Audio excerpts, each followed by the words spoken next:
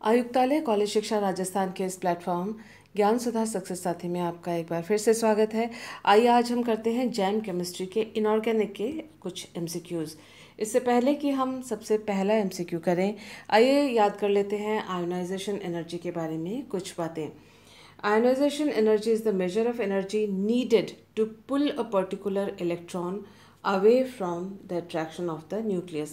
हमें मालूम है जो नाभिक पे प्लस चार्जेस होते हैं और बाहर इलेक्ट्रॉन्स होते हैं, उस बाह्यतम इलेक्ट्रॉन को अगर हम निकाल लेते हैं तो नाभिक के आकर्षण बल से उसको छुड़ाना होगा। और कितनी एनर्जी की ज़रूरत है कि उस इलेक्ट्रॉन को हम निकाल सकें और मॉलिक्यूल को आयन में परिवर्तित कर सकें, वो ऊर्जा कहलाती है आयनाइजेशन एनर्जी या आयनाइजेशन ऊर्जा, आयनन ऊर्जा। आयनाइजेशन एनर्जी जो है एक्सक्यूज मी, ये charge of the ion, distance of the electron from the nucleus और number of electrons between outer electrons and the nucleus, इन तीनों बातों पर, इसके अलावा इलेक्ट्रोनेगेटिविटी के ऊपर भी निर्भर करती है। चार्ज ऑफ द न्यूक्लियस, नाभिक पर जितना अधिक चार्ज होगा वो इलेक्ट्रॉन को उतनी स्ट्रांगली अपने साथ बांधे रखेगा और आयनाइजेशन एनर्जी उतनी ज़्यादा इंक्रीज होगी। साथ ही the distance of the electron from the nucleus, अगर न्यूक्लियस यहाँ प्लस चार्ज वाला न्यूक्लियस है और इलेक्ट्रॉन एक केस में पास में है और दूसरे केस में दूर में है, तो जो दूर होगा उस पर इलेक्ट्रॉन न्यूक्लियस का आकर्षण बल या अट्रैक्शन, फोर्स ऑफ अट्रैक्शन यहाँ कम होगा और आयनाइजेशन एनर्जी भी कम होगी। जो न्यूक्लियस के पास इलेक्ट्रॉन है, फोर्स ऑफ अट्रैक्शन, आकर्षण बल उस पर ज़्यादा होगा न्यूक्लियस का, और ऐसे में आयनाइजेशन एनर्जी, अधिक ऊर्जा की ज़रूरत होगी कि उस आकर्षण बल को तोड़कर इलेक्ट्रॉन को निकाला जाए और मॉलिक्यूल और एटम को, न्यूट्रल एटम को या पहले से जो आयन है उसको और हायर चार्ज आयन में या न्यूट्रल एटम को आयन में परिवर्तित किया जा सके। Number of electrons between the outer electrons and the nucleus, तो ये अगर न्यूक्लियस है और बाह्यतम इलेक्ट्रॉन और न्यूक्लियस के बीच में इलेक्ट्रॉन्स की संख्या जितनी ज़्यादा होगी, आयनाइजेशन एनर्जी उतना कम होगा। तो ये सारी चीज़ें हैं जो हमें पहले से मालूम थी। और हम स्क्रीन पे देख रहे हैं फर्स्ट 20 आयनाइजेशन एनर्जीज़। यहाँ आप देख सकते हैं जो नोबल गैस है उनका आयनाइजेशन एनर्जी दूसरों की तुलना में ज़्यादा होता है क्योंकि उनका स्टेबल इलेक्ट्रॉनिक कन्फिगरेशन होता है और उसमें से स्टेबल इलेक्ट्रॉनिक कन्फिगरेशंस में इलेक्ट्रॉन को निकालने के लिए बहुत ज़्यादा ऊर्जा की ज़रूरत होती है, तो इसलिए इनका आयनाइजेशन एनर्जी जो है वो हाई होगा। इसके अलावा आप देख सकते हैं हाइड्रोजन में जो इलेक्ट्रॉन है, एक ही इलेक्ट्रॉन उसके पास है और न्यूक्लियस के एकदम पास है, वो तो इसलिए इसका आयनाइजेशन एनर्जी भी ज़्यादा होता है। इसके अलावा इलेक्ट्रोनेगेटिविटी और इलेक्ट्रॉनिक कन्फिगरेशन, इलेक्ट्रॉनिक विन्यास ऐसी चीज़ें हैं जो ये हमें मदद करती हैं तय करने में कि आयनाइजेशन एनर्जी किसकी ज़्यादा होगी या कम। पहला क्वेश्चन हमारी स्क्रीन पे है, the decreasing order of the first ionisation energy of the following elements. तो ये एलिमेंट्स कुछ दिए हुए हैं हमारे पास और हम देख रहे हैं कि सबके सब जो कॉम्बिनेशन हमारे यहाँ पर दिया हुआ है सब में जेनॉन, बेरिलियम, आर्सेनिक और एल्यूमिनियम है। तो ये कॉमन फैक्टर है सबसे, और इनमें से जो सबसे एक कॉमन चीज़ और है वो है कि इन सभी में जो ऑप्शंस दिए हुए हैं, नोबल गैस जेनॉन का आयनाइजेशन एनर्जी सबसे हाई दिखाया हुआ है जो कि होना है। तो इसको देखते ही हमें लगता है कि सारे ऑप्शंस लगभग एक जैसे हैं, तो हम डिसाइड करते हैं। नेक्स्ट जो है इलेक्ट्रॉनिक कन्फिगरेशन से, इलेक्ट्रॉनिक कन्फिगरेशंस एल्यूमिनियम, बेरिलियम और आर्सेनिक का इस तरह से दिया हुआ है। हम देख सकते हैं एल्यूमिनियम का 3p1 है, बेरिलियम और आर्सेनिक में ये fully filled, completely filled outer shell है और ये हाफ फिल्ड कन्फिगरेशन है, तो ये ज़्यादा स्टेबल है इसकी तुलना में। और इसमें एक इलेक्ट्रॉन अगर निकाल दिया जाए तो फुल्ली फिल्ड शेल इसके बाद होगा, कॉन्फ़िगरेशन होगा, तो इससे एक इलेक्ट्रॉन निकालना इन दोनों की तुलना में ज़्यादा आसान होगा। यानी अगर हम यहाँ ट्रेंड ढूंढते हैं तो हमको वो ऑप्शन ढूंढना पड़ेगा जिसमें एल्यूमिनियम के लिए सबसे कम एनर्जी, आयनाइजेशन एनर्जी की जहाँ पर दी हुई है, वो ऑप्शन अपने को ढूंढना पड़ेगा फर्स्ट आयनाइजेशन एनर्जी के लिए। तो हम देख सकते हैं कि यहाँ पर बेरिलियम दिया हुआ है तो ये क्रॉस किया, यहाँ आर्सेनिक दिया है तो उसको क्रॉस किया, हमारे पास बचता है ऑप्शन ए और ऑप्शन सी। अब हम ये नोटिस करते हैं कि जो इलेक्ट्रोनेगेटिविटी है बेरिलियम की वो है 1.57, जो कि कम है किसके तुलना में, आर्सेनिक के तुलना में। यानी आर्सेनिक अपने इलेक्ट्रॉन्स को ज़्यादा तेज़ी से, ज़्यादा प्रबलता से, ज़्यादा एनर्जी से बांधे रखेगा। यानी इस आर्सेनिक में आयनाइजेशन एनर्जी जो है वो ज़्यादा होगी और बेरिलियम में उससे कम होगी, क्योंकि इसकी विद्युत ऋणता या इलेक्ट्रोनेगेटिविटी या इलेक्ट्रॉन को आकर्षित करे रखने की जो क्षमता है बेरिलियम की वो कम है, इसलिए उसकी आयनाइजेशन एनर्जी भी कम होगी। तो ये अगर हम देखते हैं तो उसका मतलब आर्सेनिक की ज़्यादा होनी चाहिए। तो हम जो ऑप्शन हमने कैंसिल किया था उनको छोड़कर जो हमने टिक किया था उसमें देखते हैं आर्सेनिक की ज़्यादा है बेरिलियम से। किस में, इसमें तो आर्सेनिक की कम बताई गई है बेरिलियम से, तो इसको हमने कैंसिल किया, बचता है option C which is the correct answer. तो ये काफ़ी आसान था। आइए देखते हैं next question, the compound having highest melting point. कौन से कंपाउंड में सबसे ज़्यादा मेल्टिंग पॉइंट है? तो मेल्टिंग पॉइंट उसका मतलब कि जो मॉलिक्यूल्स हैं उनको एक दूसरे से दूर करके ले जाना, यानी सॉलिड में जो वैन डर वाल फोर्सेस ऑफ अट्रैक्शन है या पोलर अट्रैक्शंस है उन सबको तोड़कर उनको लिक्विड में कन्वर्ट करना। अब हम जब अपने ऑप्शंस देखते हैं जो हमको दिए हुए हैं, एक चीज़ हमें इसमें बड़ी आसान दी हुई है कि सभी में लिथियम दिया हुआ है, तो उसका मतलब जो यहाँ डिसाइडिंग फैक्टर है, आंसर को तय करने वाला फैक्टर है, वो हैलोजेंस हैं। और हैलोजेंस में भी सारे हैलोजेंस इसमें दिए हैं, यानी नेगेटिव आयंस एनायंस हैं और वो सारे हैलोजेंस हैं। ये एक इजी फैक्टर है। सबके ऊपर -1 चार्ज है, तो जो डिसाइडिंग फैक्टर हुआ उनका साइज़ है। तो जैसे जैसे साइज़ बड़ा होता जाता है तो वैसे वैसे लैटिस में फिटिंग जो है वो कम होती जाती है। यानी कैटायन और एनायन का साइज़ अगर मिलता जुलता हो तो लैटिस में फिटिंग अच्छी होगी और उसका जो लैटिस एनर्जी है वो ज़्यादा होगा। यहाँ हम देख सकते हैं कि लिथियम और फ्लोराइड ये स्मॉलर साइज़ में है और अच्छी तरह से पैक हो सकते हैं। उसकी तुलना में क्लोराइड, ब्रोमाइड और आयोडाइड का साइज़ बढ़ता हुआ है और लिथियम की तुलना में जो है उनका साइज़ काफ़ी ज़्यादा है, जबकि फ्लोराइड एक ऐसा है जिसका साइज़ लिथियम के आयन के सबसे करीब है। यानी यहाँ लिथियम फ्लोराइड में फिटिंग लैटिस में सबसे अच्छी होगी और लैटिस एनर्जी इसकी हाईएस्ट होगी। लैटिस एनर्जी हाईएस्ट है और ये क्रम यहाँ पर दिखाया हुआ है, और क्योंकि लैटिस एनर्जी हाईएस्ट है इसलिए मेल्टिंग पॉइंट भी हाईएस्ट होगा। तो आंसर है option B, that was easy. So let's do the next question जो हमारे पास है वो है the decreasing order of first ionisation energy of the following elements. ये कुछ एलिमेंट्स हमको दिए हुए हैं और पूछा है फर्स्ट आयनाइजेशन, आयनन ऊर्जा जो है घटते हुए क्रम में कौन सा जो क्रम दिया हुआ है इनमें से कौन सा सही है। देखिए ये आंसर इसका निकालना सबसे आसान था, देखते ही आंसर पता पड़ जाता है। इसमें सारों में केवल एक ये ऑप्शन है जिसमें हीलियम को सबसे हाई दिखाया गया है और बाकी को घटते हुए क्रम में इस तरह से अरेंज किया हुआ है। आंसर देखते ही इसको टिक करना था, आगे सोचना ही नहीं था कि बाकी क्या लिखा हुआ है, क्योंकि किसी में भी हीलियम आगे नहीं है। लेकिन क्योंकि हम तैयारी कर रहे हैं तो अगर एग्ज़ाम में बैठे होते सीधे इसको टिक करते नेक्स्ट क्वेश्चन में पहुंच जाते। क्योंकि हम तैयारी कर रहे हैं तो इसलिए हमको इलेक्ट्रॉनिक कॉन्फ़िगरेशन के बारे में हम जान लेते हैं। हीलियम का क्लोज्ड या नोबल गैस कॉन्फ़िगरेशन है, क्लोज्ड इलेक्ट्रॉनिक कॉन्फ़िगरेशन है, इसलिए आयनाइजेशन इसकी एनर्जी जो है सबसे ज़्यादा होगी, हमें मालूम है। हाइड्रोजन की ज़्यादा इसलिए होगी दूसरों की तुलना में क्योंकि एक तो इसका साइज़ छोटा है, आप देख सकते हैं ये S2 है, ये P1 है और ये नाभिक के सबसे पास है।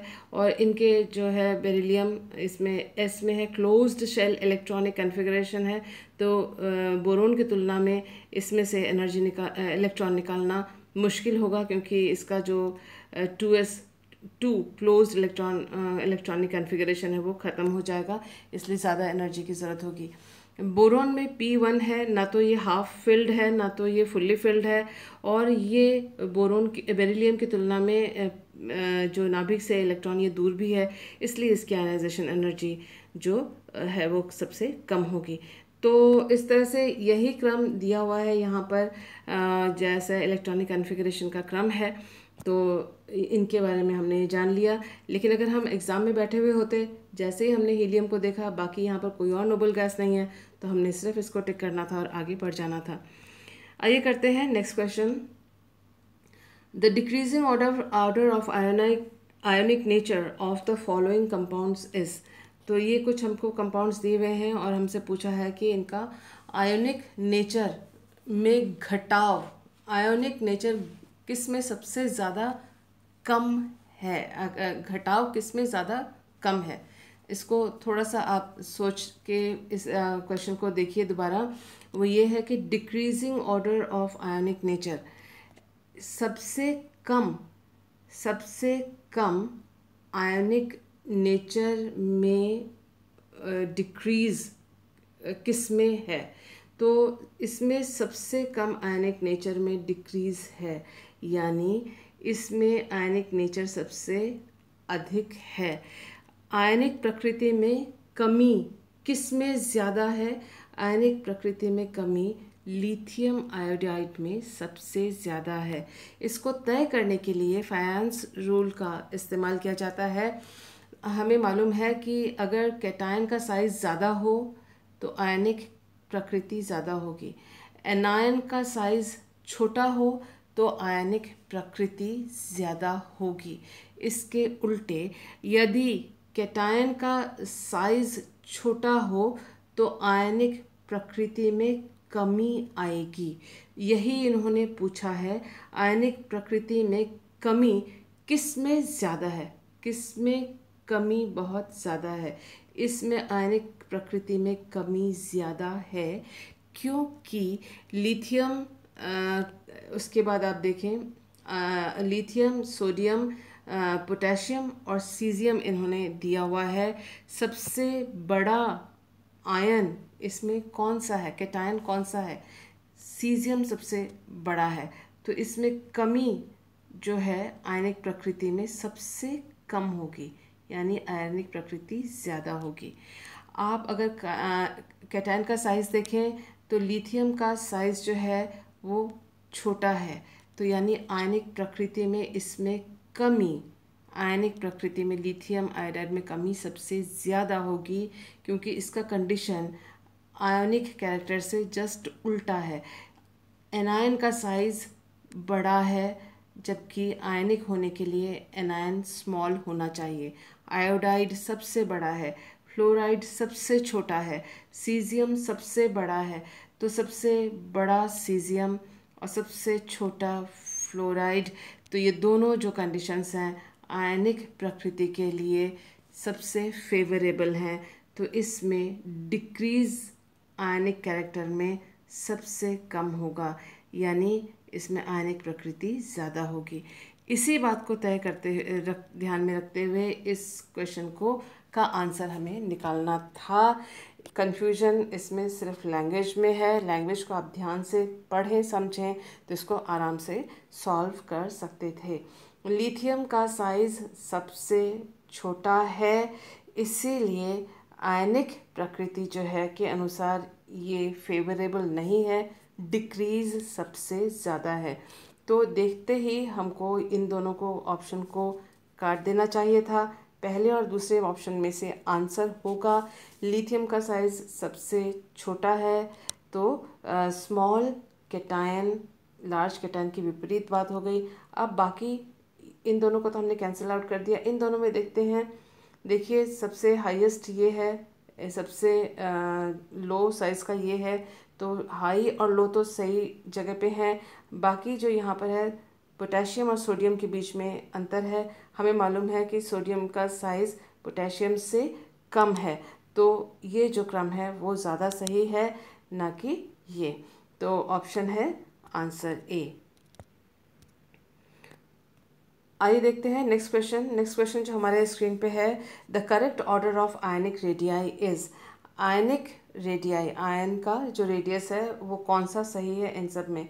आयनिक रेडियस के बारे में हम जान लेते हैं कि पीरियोडिक टेबल में हम जब लेफ़्ट से राइट में किसी एक पीरियड में जाते हैं तो साइज़ जो है वो घट जाता है। इसके साथ ही जैसे ही कोई भी चार्ज जैसे प्लस चार्ज +1 +2 +3 चार्ज जैसे ही बढ़ता जाता है साइज़ वैसे वैसे घटता जाता है। Positive charge increases, ionic size decreases. If we move from left to right in the periodic table, ionic size decreases. तो ये दोनों चीज़ें अपने को इस क्वेश्चन को सॉल्व करने के लिए ध्यान में रखनी है। और जो हम देखते हैं इन सारे ऑप्शंस को तो एक बात बहुत क्लियर आ जाती है कि इन सब में जो है देखिए एक में +1 +2 +3 और +4 ये चार्जेस हैं। तो आयनिक रेडियाई यानी चार्ज इंक्रीज़ हो रहा है, साइज़ डिक्रीज़ हो रहा है। तो जैसे जिसका साइज़ सबसे ज़्यादा है जिसका साइज़ सबसे ज़्यादा है उसका चार्ज सबसे कम होना चाहिए, और जिसका चार्ज सबसे ज़्यादा है उसका साइज़ सबसे कम होना चाहिए। चार्ज कम है साइज़ ज़्यादा, और चार्ज ज़्यादा है साइज़ कम। तो हम देखते हैं कि इन सभी में जो ये ऑप्शन और ये वाला ऑप्शन सी और डी में से आंसर हो सकता था। पहले और दूसरे को हमने कैंसिल किया क्योंकि यहाँ पर ये देखिए जो +1 चार्ज है उसका साइज़ उन्होंने सबसे कम दे रखा है, जबकि चार्ज अगर कम है तो साइज़ जो है वो बड़ा होता है। चार्ज बढ़ता है, साइज़ डिक्रीज़ होता है। तो ये दोनों ऑप्शंस तो कैंसिल हो गए। अब हमने देखा कि रुबिडियम यहाँ पर और टिन यहाँ पर ठीक है, लेकिन बीच का जो क्रम है वो इन दोनों में अलग है। यहाँ पर इन्होंने +3 को साइज़ घटा हुआ बताया है, +2 को ज़्यादा साइज़ बताया है। यहाँ इन्होंने +2 जो और +3 का साइज़ में इंटरचेंज कर दिया है। देखिए आप, +3 का साइज़ उन्होंने ज़्यादा बताया है जो कि गलत है, इसलिए आंसर जो ऑप्शन 4 है that is the correct option. Next question करते हैं हम। The correct order of melting point of group 15 ट्राईफ्लोराइड्स इन्होंने बोला हुआ है। ग्रुप 15 नाइट्रोजन वाला ग्रुप है। हमको मालूम है कि नाइट्रोजन, फॉस्फोरस, आर्सेनिक, एंटीमनी और बिस्मथ, और साइज़ जो है वो ऊपर से नीचे इस तरह से इंक्रीज़ हो रहा है। फॉस्फोरस, आर्सेनिक, एंटीमनी और बिस्मथ तक साइज़ इंक्रीज़ हो रहा है। हमें फायंस रूल का पता है। फायंस रूल के अनुसार हम जो है आयनिक वो होगा जिसका कैटायन लार्ज होगा और एनायन स्मॉल होगा। तो हम यहाँ जैसे ही इन सभी ऑप्शंस को देखते हैं तो एक चीज़ हमें क्लियर है कि सभी में फ्लोराइड है, तो हमें एनायन की बात तो मतलब उसको चेक नहीं करना है क्योंकि एनायन सबका सेम है यहाँ पर इन सभी में। तो हमें किस पर ध्यान देना है? कैटायन की साइज़ पर ध्यान देना है। एक चीज़ हमें और मालूम है, लैटिस एनर्जी के अलावा एक चीज़ और भी हम यूज़ कर सकते हैं, दैट इज़ कोवेलेंट कंपाउंड्स जो है उनके लो मेल्टिंग पॉइंट होते हैं। आयनिक कंपाउंड जो है उनका मेल्टिंग पॉइंट और बॉइलिंग पॉइंट हाई होता है आयनिक कंपाउंड का। तो यहाँ पर आयनिक कंपाउंड जो है वो कौन ज़्यादा आयोनिक होगा? आयोनिक वो ज़्यादा होगा जिसका जो कैटायन जो है वो लार्ज होगा। तो कैटायन इसमें से लार्ज किसका है?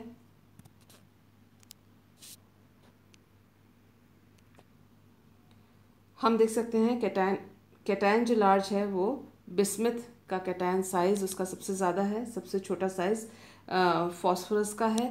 इसीलिए मेल्टिंग पॉइंट जो होगा वो बिस्मथ के कंपाउंड का सबसे ज़्यादा होगा क्योंकि उसका आयनिक कैरेक्टर सबसे ज़्यादा है, क्योंकि उसका आयनिक जो कैटायन का साइज़ जो है वो सबसे ज़्यादा है। तो ज़्यादा आयोनिक, ज़्यादा मेल्टिंग पॉइंट।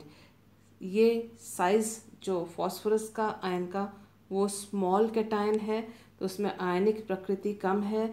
आयनिक प्रकृति कम यानी कोवेलेंट प्रकृति ज़्यादा होना, और कोवेलेंट प्रकृति ज़्यादा होने का मतलब है मेल्टिंग पॉइंट और बॉइलिंग पॉइंट कम होना।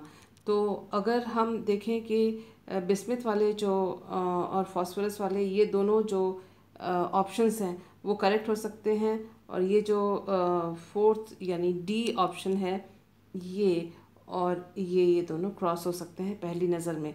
फिर हम इन दोनों को कंपेयर करते हैं। हमें मालूम है कि एंटीमनी का साइज़ ज़्यादा है, तो एंटीमनी का साइज़ ज़्यादा है, आयनिक प्रकृति ज़्यादा होगी। इन्होंने आर्सेनिक को यहाँ लगा रखा है, तो आर्सेनिक का साइज़ एंटीमनी से कम है, तो ये वाला जो ऑप्शन है दैट इज़ रॉन्ग ऑप्शन। तो हमारे पास बचता है option number A which is the correct option. Highest melting point bismuth के फ्लोराइड की होगी, क्योंकि आयनिक कैरेक्टर उसका ज़्यादा होगा, क्योंकि उसका कैटायन का साइज़ सबसे ज़्यादा है। तो ये जो क्वेश्चन था वो कैटायनिक या साइज से या फायंस रूल के अनुसार इसको हम आसानी से सॉल्व कर सकते थे। नेक्स्ट क्वेश्चन हम देख रहे हैं, हमें दिया हुआ है कि NaF, KF, MgO, CaO ये सारे क्रिस्टलिन सॉलिड्स हैं, और इनका जो है NaCl का स्ट्रक्चर है, their lattice energies vary in the order. उनका जो लैटिस एनर्जी है वो किस क्रम में वेरी होगा, इन सब ये हमको दे रखा है। देखिए, जो लैटिस एनर्जी है उसके एक दो फैक्टर्स हम देख लेते हैं। लैटिस एनर्जी डिक्रीज होती है, घटती है, जैसे कि radius of ion increases. Ion का साइज जैसे जैसे बढ़ेगा वैसे वैसे जो लैटिस एनर्जी है वो डिक्रीज़ होगी। आयन का साइज़ बढ़ेगा, लैटिस एनर्जी डिक्रीज़ होगी। तो ये हमको मालूम है पीरियोडिसिटी, और ये हमको उनकी पोजीशन पीरियोडिक टेबल पे मालूम है। और एक और चीज़ है, lattice energy increases with increase in charge of the ion. तो चार्ज ऑन द आयन, जैसे जैसे चार्ज बढ़ेगा लैटिस एनर्जी भी बढ़ेगा। तो ये दोनों बातें हम ध्यान में रखते हैं। सबसे पहले जो हमको यहाँ दिखता है वो ये है कि दो तरह के आयंस हैं, एक तो +1 आयंस हैं और एक तो +2 आयंस हैं। हमने अभी पढ़ा कि lattice energy increases with the charge, increase in charge. तो +2 आयन के जो लैटिस एनर्जी होंगे वो ज़्यादा होंगे। तो हम इनमें से देखते हैं कि +2 आयंस कहाँ लिखे हुए हैं ज़्यादा में। तो ये देखिए, +2 आयंस यहाँ लिखे हुए ज़्यादा में और यहाँ लिखे हुए ज़्यादा हैं हायर लैटिस एनर्जी में, और +1 Na और K उनका मान कम है। इन दोनों ऑप्शंस में देखिए +2 का आयंस का मान लैटिस एनर्जी का कम दिखाया हुआ है, तो ये दोनों ऑप्शंस देखते ही हम इसको खारिज कर देते हैं। बाकी ये जो दो ऑप्शंस हैं उनमें देखते हैं क्या फ़र्क है। देखिए, ये दो तो कैंसिल हो गए। अब इनको हमने देखा, इन दोनों ऑप्शंस में इनमें देखा कि सोडियम और पोटेशियम +1 चार्ज के हैं, और दोनों में ही फ्लोराइड और फ्लोराइड है। तो उसको हमें, उसका मतलब इन दोनों में हमें डिसाइड करना है सोडियम और पोटेशियम के पोजीशन से। तो सोडियम का साइज़ जो है वो छोटा है और पोटेशियम का साइज़ जो है वो बड़ा है। तो जैसे ही आयनिक रेडियस बढ़ता है लैटिस एनर्जी डिक्रीज़ होता है। तो साइज़ बढ़ा किसका, पोटेशियम का, तो उसका लैटिस एनर्जी क्या होना चाहिए, सोडियम से कम। तो उसका मतलब ये देखिए, पोटेशियम का कम और सोडियम का ज़्यादा, ये करेक्ट है, ना कि ये। इसके अलावा इसको एक और तरीके से आप कर सकते थे। यहाँ देखिए, मैग्नीशियम और कैल्शियम, मैग्नीशियम और कैल्शियम में कैल्शियम का साइज़ है बड़ा और मैग्नीशियम का साइज़ है छोटा।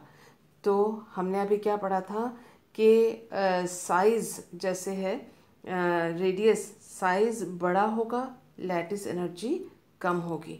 तो साइज़ किसका बड़ा है, कैल्शियम का बड़ा है, तो उसकी लैटिस एनर्जी कम होगी।